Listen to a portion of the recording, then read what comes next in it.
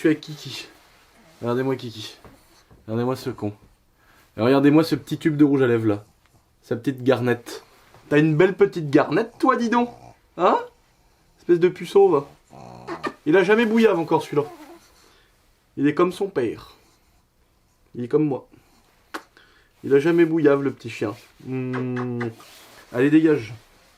Bon les potes. Cette belle petite E30. Ouais, je voulais faire juste des belles images. Ça nous faisait plaisir. On s'est bien déliré. Elle a un bruit magnifique quand elle passe là. Ah ça j'adore ça. Je suis très très fan. E30, je suis pas un fan de E30 particulièrement.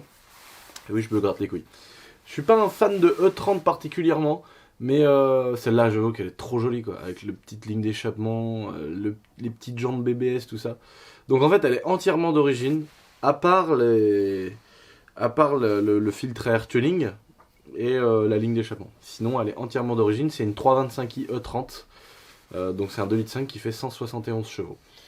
Qu'est-ce que je voulais vous dire d'autre? C'est une voiture que mon pote, c'est mon petit Perruche, qui s'appelle Perruche. Voilà, c'est comme ça, posez-vous pas de questions, même moi, voilà.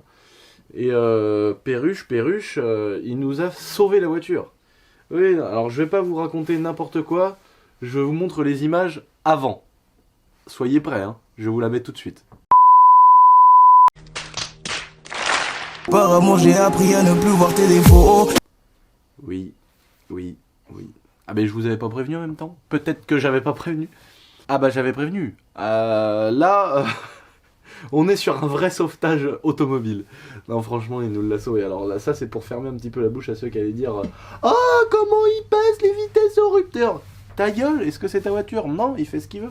Autant l'exploiter, c'est une vieille bagnole. Tu crois que ma Testarossa moi elle va pas le prendre le rupteur? Est-ce que tu crois pas que les 12 cylindres ils vont pas zigzaguer comme ça dans tous les sens là? Aïe. Le couple 500 Newton, mètre de tes mains. Oh là là, ça va être beau. Bon, je vais m'assire. Oh non, j'étais bien debout. Donc voilà, ça nous a fait plaisir de faire cette petite vidéo, de montrer cette belle 30 que mon poteau il a sauvé d'entre les mains d'un passionné du tuning et de la choucroute et du map à tout va. Cette voiture-là, c'était elle, son futur à cette voiture-là, quand elle était tuning là. C'était le Rocket Bunny, mais tu sais, fait à la truelle. Ça, c'était le saut de map. Flash. Hop, tiens, une aile large. Tiens, une prise d'air sur le capot. Oh là là. Il y en a qui sont forts quand même. Ça, choucrouter les autos, il y en a qui savent faire.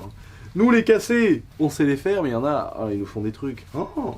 Et les E36, particulièrement les E36, j'ai l'impression, les amis. Dites-moi dans les commentaires, parce que c'est encore une fois, je dis pas ça pour vraiment, moi je déteste en fait tout ce délire de youtubeur. Dis-moi dans les commentaires ce que tu penses de ma vidéo, ça me fera plaisir de savoir. Tu t'en bats les couilles de savoir si le mec il est content d'avoir vu ta vidéo. Arrête de mytho. Tu veux juste qu'il y ait des commentaires et que ça te fasse gagner plus d'argent. Et moi c'est pas ça que je veux quand je vous demande. Mais vraiment j'ai envie que ce soit. J'ai envie que vous sachiez que vraiment je le pense comme ça. Si ça vous intéresse pas ou si vous pensez c'est pour ça, ne le faites pas surtout. Mais quand je vous dis mettez dans les commentaires ce que vous en pensez, c'est pas pour sucer des vues ou des pouces bleus. D'ailleurs, j'ai jamais demandé des pouces bleus, ou alors c'est arrivé une ou deux fois quoi. De mettre des likes sur ma vidéo. Encore une fois, moi, si ça fait plaisir à quelqu'un de mettre un like parce que vous avez. Mais d'ailleurs, il y a beaucoup de likes sur mes vidéos, et je vous remercierai jamais assez. Mais et il y en a très peu de dislikes. Donc si ça vous fait plaisir et que vous avez vraiment aimé la vidéo, mettez un petit like, ça me fait plaisir. Mais je veux dire, je demande à personne mets un like, commente, partage, voilà, j'ai un petit screen à la fin de ma vidéo où c'est vrai où je le mets. Mais je veux dire, je trouve ça nul de mettre d'inciter les gens à mort à commenter. Moi j'incite les gens à mort à s'abonner, c'est normal parce que c'est comme ça ça fait durer le truc et que ça augmente et tout. Mais ça m'énerve, j'ai l'impression là de les voir tout le temps en train de dire oh dis-moi ce que t'en penses, mais tu t'en bats les couilles en plus, arrête, connard de merde. Non, parce que quand je vous dis commente, du coup, pourquoi vous voulez que vous commentiez? Oui, dites-moi, parce que moi j'ai l'impression que c'est vraiment les E36 qui ont pris le plus cher dans l'épopée tuning. J'ai l'impression que les E36, elles ont pris mais double tarif quoi. Les mecs ils viraient les boîtes à gants, ils nous mettaient des subwoofers, mais des trucs comme as. Il y avait 8 haut-parleurs dans chaque porte. Les panneaux de porte frère, ça se trouve, ils pouvaient même plus descendre les fenêtres. Enfin c'était un truc de malade, j'en ai vu, ils ouvraient les coffres. Moi j'en ai vu une en vrai de mes yeux sur un rasso.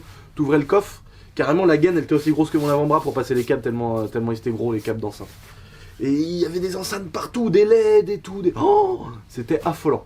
Et j'ai l'impression, vraiment, moi j'ai l'impression, les Golf 4 aussi je pense qu'ils ont mangé ces verrous, les Golf 3. Mais j'ai l'impression que les E36, alors pour ceux qui ont peut-être, on va dire, 30-40 ans là, les bientôt darons ou les jeunes darons, n'hésitez pas à me mettre dans les commentaires, ça m'intéresse de voir après si c'est vraiment les E36 ou ceux qui ont vraiment vécu ça, voir c'est quoi la voiture, on va dire, principale, celle qui a le plus mangé en tuning, on va dire. Donc voilà.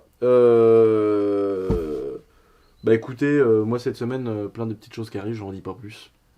Ça commence dès demain.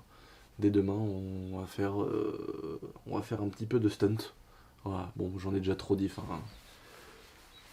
Je vous balance ça sur YouTube et puis vous verrez bien les amis. En tout cas, merci à tous ceux qui s'abonnent. Vraiment, ça me fait kiffer. On est des plus de 150 000. C'est vraiment un truc de ouf. J'aurais jamais cru ça. Et je suis hyper heureux quoi, de voir que ça prend, que tout le monde kiffe. Il n'y a que des bons commentaires. Enfin, c'est trop cool, que des commentaires d'encouragement. Sur Snap, sur Insta, sur Facebook, partout, je reçois des messages. Tu gères, je regarde tes vidéos, j'adore tout. Mais j'arrive. Bon, non mais quand je vous dis que c'est pas possible de jamais être emmerdé au téléphone, j'arrive pas. Je sais pas comment faire, j'y arrive pas, c'est tout le temps.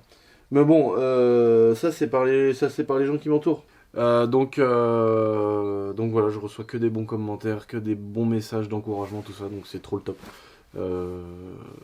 Ceux qui veulent, ceux qui kiffent, vraiment, si vous kiffez, abonnez-vous, voilà.